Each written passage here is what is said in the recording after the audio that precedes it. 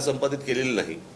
कंत्राटदाराला कंत्राट देऊन मोकळे झालेत, पैसे गेलेत, पैशातनं त्यांचे टक्के गेलेले आहेत आणि रस्ता तिकडेच आहे.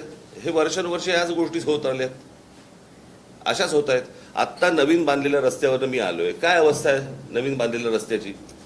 मला आता हे काहीतरी त्या इथे घेऊन जात आहेत कुठे त्या बायपास, तर मी त्यांना तेच विचारलं, म्हटलं नुसत्या एका बायपासने काय होणार आहे.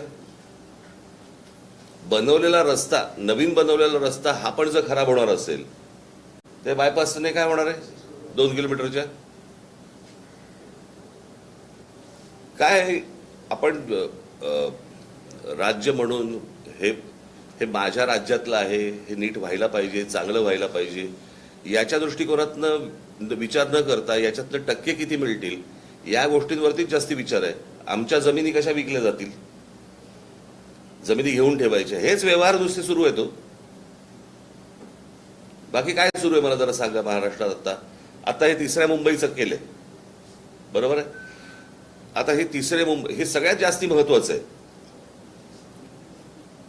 ही तिसरी मुंबई आता काय, तिसरी मुंबई काय, दुसरी मुंबई काय चालू आहे, ह्या तिसऱ्या मुंबईची जाहीर केलंय. आता मी तुम्हाला साधी गोष्ट फक्त वाचून दाखवतो. या तिसऱ्या मुंबईमध्ये काय गोष्टी येणार आहेत, तर इथे educational city, medical city, sports city, data centre, global capability centre, संशोधन संस्था आणि बीकेसी पेक्षाही मोठं व्यावसायिक केंद्र उभारलं जाणार आहे.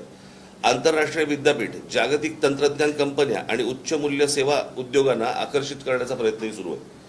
म्हणजे इथे तिसऱ्या मुंबईमध्ये तुम्हाला काय आणायचंय ते महाराष्ट्राला माहिती आहे का. महाराष्ट्राची मुलं मुली तयार आहेत का या गोष्टींसाठी. म्हणजे आपल्याकडचा जो कोणी शेतकरी आहे, आपल्याकडचा जो कोणी जमीनधारक जो आहे, तो फक्त माझी जमीन मालक एवढाच राहणार आणि त्याच्यासमोर ही तिसरी मुंबई उभी राहणार, काय ह्याला काही करायचंय ते, आणि तो फक्त बघत राहणार.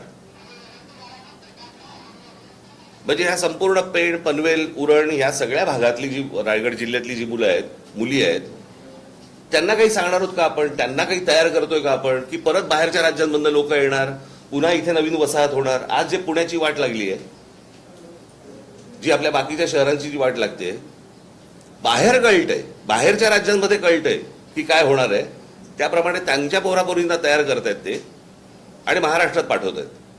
आणि आमच्या महाराष्ट्रातल्या मुला मुलींना काही माहित नाही की इथे काय होणार आहे, काय घडणार आहे. त्यांना कोणतीही गोष्ट सांगितली जात नाहीये की बाबा तुम्ही कुठच्या गोष्टींच्या तयारीला लागा, आपल्याकडे काय गोष्टी येणार आहेत, काही माहिती नाहीये. शहरं उभी करायची, रस्त्यांची वाट लावून टाकायची, त्याच्यामध्ये जमिनी विकायच्या आणि जमिनी विकणे एवढा एकमेव धंदा महाराष्ट्रात सुरू आहे. आता कोकणात तर सर्वात जास्ती. कधी कधी वाटतं आता कुठच्याही डेव्हलपमेंटला विरोध करण्यासारखं काही नाहीये, परंतु कोकणाची परिस्थिती पाहिली तर डेव्हलपमेंट नको अशी परिस्थिती आहे आज. कारण ती जर समजा स्थानिक लोकांच्या जर वाट्याला येणार नसेल तर ही डेव्हलपमेंट काय करायची. म्हणजे स्थानिकांच्या काय म्हणतो त्याला जीवावरती ह्या सगळ्या गोष्टी उभ्या करायच्या, त्यांच्याकडनं जमिनी घ्यायच्या आणि त्यांना उद्ध्वस्त करायचं. हा जो जमीन मालक आहे हा काय करेल मला जरा सांगा ह्याच्या पुढे. त्यांची मुलं पोरं